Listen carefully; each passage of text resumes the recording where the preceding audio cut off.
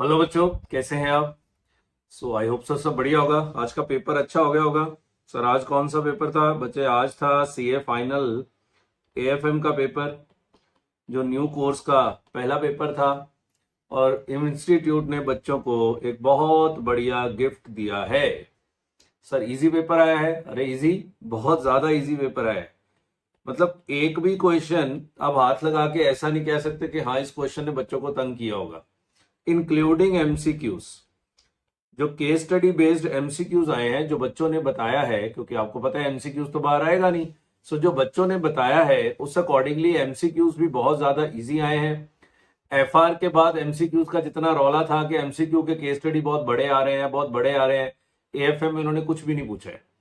इतने simple simple case studies पूछे हैं, और उससे भी सिंपल जो डिस्क्रिप्टिव और सब्जेक्टिव क्वेश्चंस आपसे पूछे गए हैं, बहुत सीधे साधे। Cut copy and paste, almost 90% paper cut copy and paste ही हुआ है। कोई नया पॉइंट नहीं पूछा गया है, सीधे सीधे से सवाल हैं। और हैरानगी होगी जान के कि सबसे कम पेपर पूछा गया है किससे? Foreign exchange. सिर्फ एक केस आया है फॉरेन एक्सचेंज से, वो भी इंटरनेशनल फाइनेंशियल मैनेजमेंट वाला, बॉन्ड का रिटर्न निकालने वाला केस आया है। वो बुक का ही क्वेश्चन है, पुराना सवाल है। बच्चों ने बताया कि एक केस ही आया है जी फॉरेक्स से। इंस्टीट्यूट को शायद याद ही नहीं रहा कि न्यू सिलेबस में फॉरेक्स भी था, नहीं तो पेट भर भर के ये लोग फॉरेक्स पूछते हैं। पर जब इजी पेपर आना होता है ना, तो ज्यादा पेपर फिर सिक्योरिटी वैल्यूएशन से पूछा जाता है। ठीक है, इजी केस है। पोर्टफोलियो में से एक केस आया है, बच्चे बता रहे थे सिस्टमैटिक और अनसिस्टमैटिक रिस्क निकालने वाला। एक आपका ये इंटरनेशनल फाइनेंशियल मैनेजमेंट से बॉन्ड रिटर्न निकालने का केस आया है। एक ईवीए से आया है। देखो जब इजी पेपर होगा ना तो ज्यादा ईवीए आएगा, फिर वो सिक्योरिटी वैल्यूएशन आएगा। और जब मुश्किल पेपर होगा फॉरेक्स आएगा, डेरिवेटिव्स उतना ज्यादा आएगा, डेरिवेटिव के नए नए क्वेश्चंस आएंगे। ऐसा कुछ नहीं आया इस बार। केस स्टडी कौन कौन सा आया है? एक वो बीटा मैनेजमेंट का आया है, जिसके पता नहीं 50 सवाल हमने डेरिवेटिव्स के साथ किए थे कि हमें बीटा को मैनेज करना है। अब बच्चे कह रहे थे एक दो में गलतियां भी आई हैं। अब पता नहीं गलतियां हैं कि क्या है, ये तो बच्चे पता लगेगा ही नहीं कभी, क्योंकि एमसीक्यूज कभी बाहर नहीं आएंगे तो गलतियां कभी पता लगेंगी नहीं। एक आपका सिस्टमैटिक और अनसिस्टमैटिक रिस्क वाला आया है। एक आपका बता रहे थे कौन सा था, रिस्क मैनेजमेंट का है जी, बाहर निकालने वाला केस आया है। और चौथा एक, अब मुझे भी ध्यान नहीं, एक तो मैं भी बोल रहा था ना इंटरनेशनल फाइनेंशियल मैनेजमेंट का, और एक ईवीए वाला केस आया। हाँ हो गए 5। 5 केस स्टडी आए हैं। सर 5 केस स्टडी, हाँ 5 इंटू 3 15 क्वेश्चन, 2 मार्क्स ईच। बिल्कुल सिंपल सिंपल। मतलब मेरा मन नहीं था रिव्यू करने का कि इसको क्या करें, कुछ आया ही नहीं है पेपर में, और क्वेश्चंस भी कट कॉपी एंड पेस्ट आए हैं। चलो ये तो हो गए 5 केस स्टडीज, 3-3 क्वेश्चन हर एक में, 2 मार्क्स ईच। और जितना एफआर में टाइम बच्चों को ज्यादा लगा केस स्टडीज करने में, एएफएम में उतना कम लगा। तो बच्चे ये कोई पक्का रूल नहीं होता कि पेपर में पहले केसेस करने चाहिए कि पहले सब्जेक्टिव क्वेश्चंस करने चाहिए। ये आपको वहां बैठ के डिसाइड करना पड़ेगा किस तरह का पेपर आया है। एफआर में अब 6-6 पेज का एक केस पूछ लिया था तो वहां बच्चे वैसे ही घबरा गए थे देख के, पर यहाँ ऐसा कुछ नहीं हुआ। एएफएम तो गिफ्ट आया है। चलिए जी, तो पहला क्वेश्चन आपको पता है कंपल्सरी होता है। तो ये देखो, ये मैं न्यू बैच में अभी कल ही कराया ये क्वेश्चन, और मैं चिल्ला चिल्ला के बोल रहा था ये क्वेश्चन में गड़बड़ है, ये क्वेश्चन इतना सही नहीं है, इसकी रिक्वायरमेंट जो पूछी गई है। और मैंने कहा था इसको एज इट इज करना, स्टडी मटेरियल का क्वेश्चन है।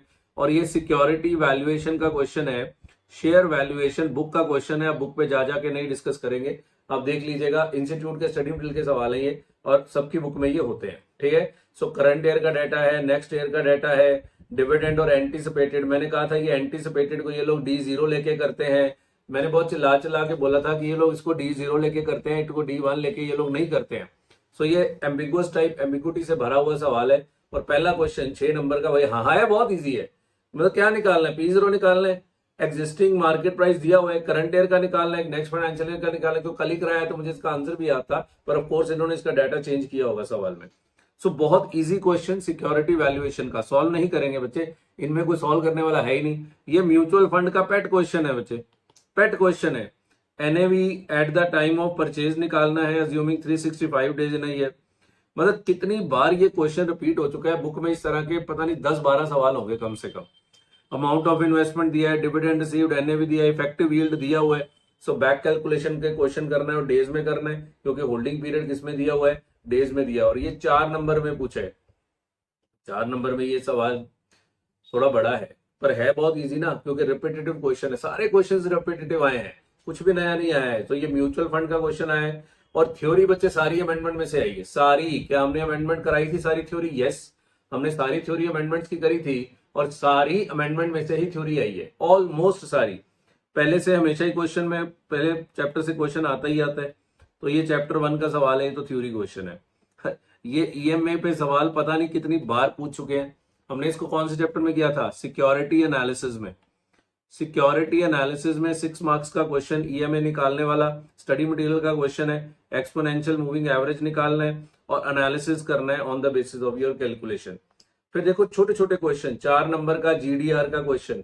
तो इंटरनेशनल फाइनेंशियल मैनेजमेंट में जीडीआर के 2 सम्स हैं, उसमें से एक सम सीधा स्ट्रेट, बस दोनों एक जैसे ही हैं, 2 सम्स हैं, दोनों एक जैसे ही हैं, और स्ट्रेट फॉरवर्ड क्वेश्चन पेपर में आया, कोई नया पॉइंट नहीं पूछा गया, कोई भी। मैं अंदर पढ़ ही नहीं रहा हूं, क्यों पढ़ू क्या? ये फिर से म्यूचुअल फंड का 4 नंबर का, आई थिंक ये आपके सिलेबस का सबसे इजी सम है कि एनएवी एट द बिगिनिंग दिया है, रिटर्न दिया हुआ है, डिस्ट्रीब्यूशन मेट दिया हुआ है, मंथ एंड एनएवी निकालना है और कमेंट करना है briefly on the month and NAV.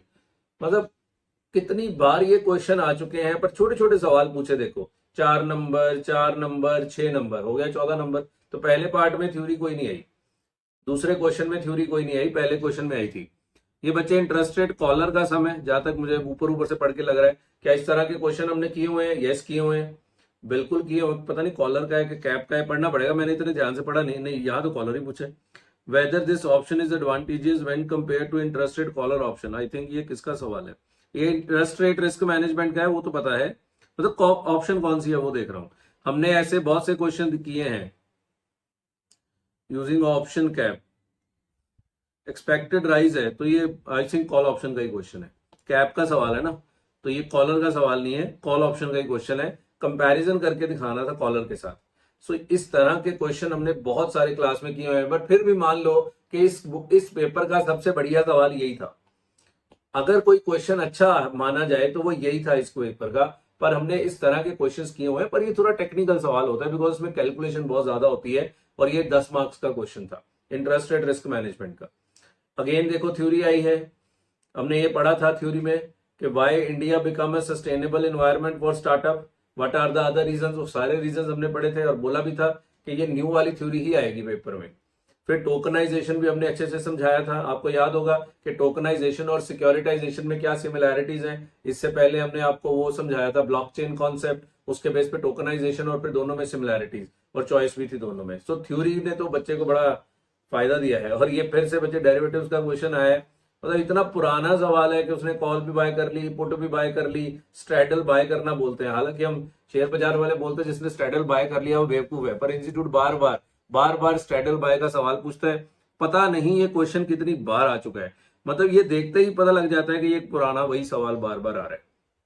ये पहले 10-12 क्वेश्चन में ही है हमारी बुक में। सो मैं अंदर नहीं कुछ पढ़ रहा, बच्चे पढ़ने लायक कुछ है ही नहीं है, क्योंकि सारे कट कॉपी पेस्ट क्वेश्चन आए हैं। मैं हमें किताब पे जा जाके दिखाता रहूं, सबकी बुक में ये क्वेश्चन होते हैं। फिर से 4 नंबर का क्वेश्चन देखो, 6-6 नंबर, 4-4 नंबर के सवाल पूछे हैं। और ये मर्जर्स में ट्रू कॉस्ट ऑफ एक्विजिशन निकालना है, ये बुक का क्वेश्चन है, और फिगर भी मेरा सेम ही है। मर्जर्स में true cost of acquisition book का क्वेश्चन है, बहुत इजी क्वेश्चन। ये देखो international financial centre gift city हमने पढ़ा था, उसके बेनिफिट्स पढ़े थे, ये भी अमेंडमेंट की थ्योरी है। मतलब इस बार थ्योरी भी उन्होंने स्ट्रेट फॉरवर्ड डाल दी। जो अमेंडमेंट के क्वेश्चंस थे, 3-4 घंटे हमने लगाए थे अमेंडमेंट की थ्योरीज पे, वो सारे एज इट इज ही आ गया पेपर में। देखो आगे ये पोर्टफोलियो का बुक का क्वेश्चन है यार, मतलब क्या करें। Calculate the risk and return of investment of individual asset. फिर वो कह रहे हैं अगर वो इक्वल प्रोपोर्शन में है तो 2 एसेट पोर्टफोलियो है, तो पोर्टफोलियो का रिस्क और पोर्टफोलियो का रिटर्न निकालना है। Find out the minimum risk formula, minimum risk portfolio निकालना है। ये भी बुक का ही क्वेश्चन है। अब मैं क्या करूंगा इसका बताओ। अगेन देखो जब भी पेपर इजी होगा तो गॉर्डन का सवाल जरूर आएगा। तो ये 2 स्टेज डिविडेंड डिस्काउंट मॉडल का क्वेश्चन आ गया। देखो expected to grow 30% for next 5 year and 15% per annum thereafter। तो 2 स्टेज डिविडेंड डिस्काउंट मॉडल, बहुत इजी क्वेश्चन। मतलब इससे इजी और क्या होगा, आपको केई निकालना है और intrinsic value of A stock निकालना है। ऐसे क्वेश्चन तो सीए इंटर में आते हैं, वहां भी आने बंद हो गए। पता है अभी तक 3 पेपर हुए हैं, एफआर, एसएफएम या एएफएम और सीए इंटर की अकाउंटिंग का पेपर। सबसे अच्छा सीए इंटर एडवांस अकाउंटिंग का पेपर था, वो बड़ा जबरदस्त पेपर था। इंस्टीट्यूट ने हर क्वेश्चन में नए नए पॉइंट पूछे हैं, जबकि एफआर में भी इंस्टीट्यूट ने एक कंसोलिडेशन के क्वेश्चन को छोड़ दे, हालांकि वो भी हमारी बुक का ही क्वेश्चन था कंसोलिडेशन का, उसको छोड़ दे तो कोई भी नया पॉइंट इंस्टीट्यूट ने नहीं पूछा है। सो कुछ आया ही नहीं है इसमें, क्या पढ़े बताओ। ये देखो, ये capital budgeting optimum replacement cycle आ गया। क्या ये किया था? ऐसे 3 क्वेश्चन थे, हमने जो हैंडआउट आपको दिया था अमेंडमेंट हैंडआउट, उसमें ऐसे 3 क्वेश्चन थे और स्ट्रेट फॉरवर्ड क्वेश्चन आया है। सिंपल, आपको ईए पीवीसीओ निकाल के आंसर करना था, हर एक का ईए पीवीसीओ निकाल के आपको आंसर करना था। तो optimum replacement cycle capital budgeting का 8 नंबर का क्वेश्चन आया। मतलब इंस्टीट्यूट कह रहा है चल न्यू सिलेबस है, बच्चों को एक बार गिफ्ट दे देते हैं, है ना। तो ये गिफ्ट ही दिया है। ये अगेन एमएनए का क्वेश्चन है, जहां मैनेजमेंट अपना स्टेक बेचते हैं, मैक्सिमम प्राइस वो कितने के बेचे हैं, कि मिनिमम प्राइस वो कितने का बेचे हैं। बहुत इजी, बहुत सिंपल क्वेश्चंस पूछे हैं। मैं अंदर पढ़ने को भी दिल नहीं कर रहा है कि क्या पढ़े इस पे। सो बच्चे, जो बच्चे ने भी सिर्फ तैयारी करी है, मैं ये नहीं कह रहा हूँ बड़ी जबरदस्त तैयारी करी है, ये देखो 11 मिनट में रिव्यू खत्म हो गया है, तो पढ़ने को ही नहीं है कुछ। जबकि मैं और किसी भी पेपर का रिव्यू करने बैठता हूँ तो बहुत सा समय लगता है। तो एक काम करते हैं, थोड़ा सा किताब पे चलते हैं और देखते हैं हर चैप्टर से कौन कौन सा क्वेश्चन आया है। अब टाइम तो पास करेंगे ना थोड़ा सा। आइए जी। सो ये था आपका May 24 की हमारी बुक। ये तो हम तो अपनी बुक से दिखाएंगे बच्चे, बाकी अगर स्टडी मटेरियल का क्वेश्चन होगा तो नीचे लिखा ही रहेगा कि ये स्टडी मटेरियल का क्वेश्चन है। सो आइए, सबसे पहला चैप्टर कौन सा है? Portfolio management. So portfolio management से मिनिमम रिस्क पोर्टफोलियो का क्वेश्चन पूछा है, यहाँ पे होना चाहिए वो सम, मिनिमम रिस्क पोर्टफोलियो का सम एज इट इज मुझे याद है, यहीं पे ये कहीं देखना पड़ेगा ना, बड़े सारे क्वेश्चंस होते हैं। मिनिमम रिस्क, ये रहा, ये वाला क्वेश्चन है, ये वाला क्वेश्चन नंबर 28। तो देखो स्टडी मटेरियल का क्वेश्चन है, ये देखो यहाँ 4 प्रोबेबिलिटीज, आई थिंक सवाल में 3 है। तो वे देखो equal proportion, minimum risk portfolio, ये वाला क्वेश्चन आया है May 24 में। तो अपनी बुक का क्वेश्चन नंबर 28, ये मैं किन के लिए बता रहा हूँ? जिनके आगे पेपर है, हाँ उनको तो बताना पड़ेगा ना कौन सा क्वेश्चन आया है बच्चे। सो May 24 में ये क्वेश्चन नंबर 28 आया है पोर्टफोलियो का।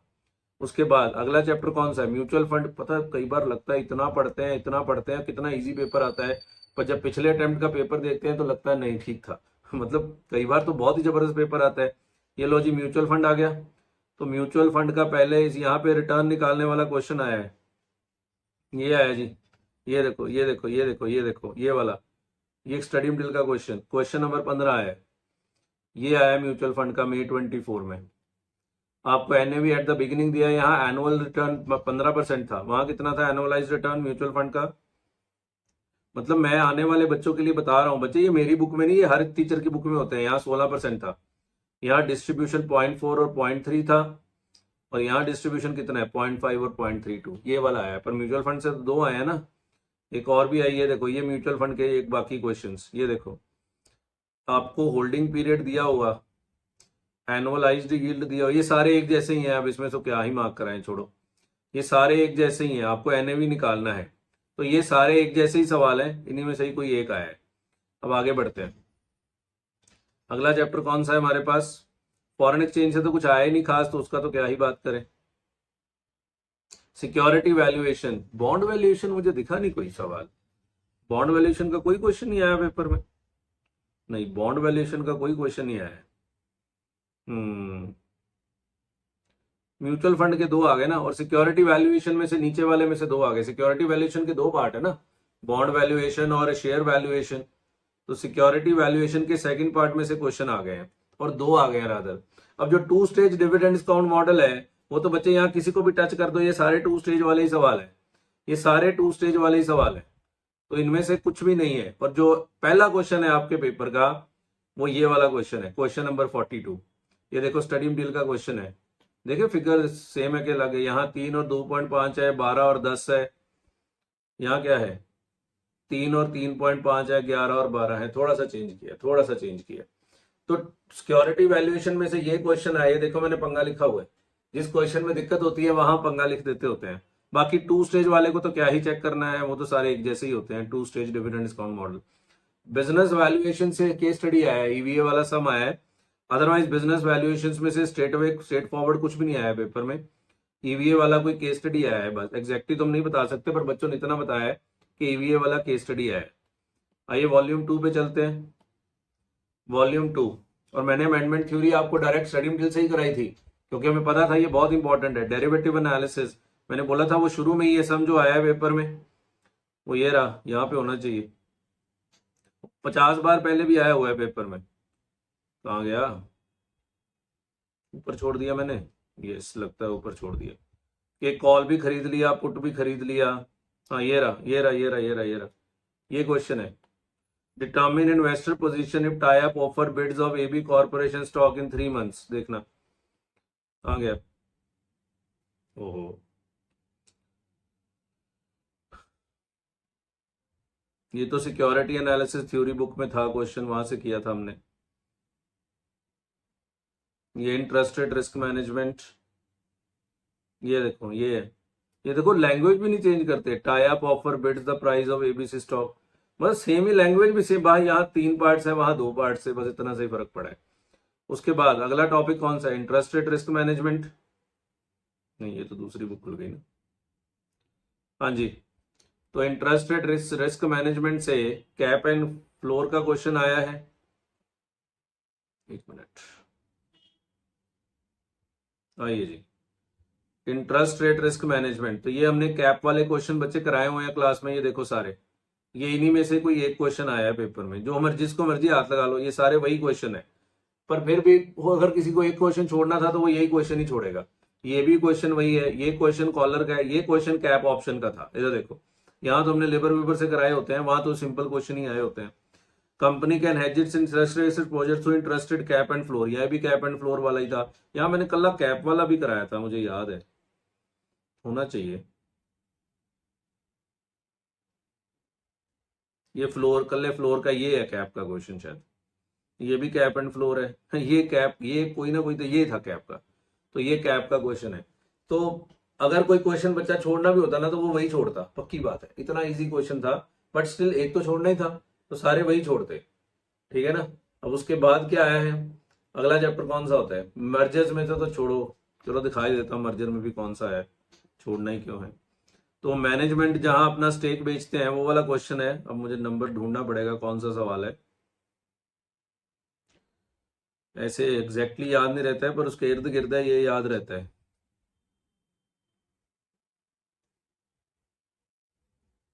मैक्सिमम और मिनिमम में होगा ना, यहाँ नहीं होगा, जहाँ मैक्सिमम प्राइस और मिनिमम प्राइस निकालना सिखाते हैं। मेरा ख्याल उसका अलग हेड बना हुआ है। ये ट्रू कॉस्ट ऑफ मर्जर ये निकल आया है, पहले पहले यही देख लेते हैं। ये आया देखो, what is the true cost of merger, ये वाला क्वेश्चन आया पेपर में। ये तो सारे पहले भी आए हुए हैं, इतने इजी क्वेश्चन है, ये सारे पहले भी आए हुए हैं पेपर में। ये देखो मैक्सिमम और मिनिमम प्राइस वाले आ गए, ये आया जी, ये वाला। यही है, यस, ये वाला क्वेश्चन है। What is the maximum price per share PQR can offer to pay for XYZ, and what is the minimum price per share at which the management of XYZ Limited will be willing?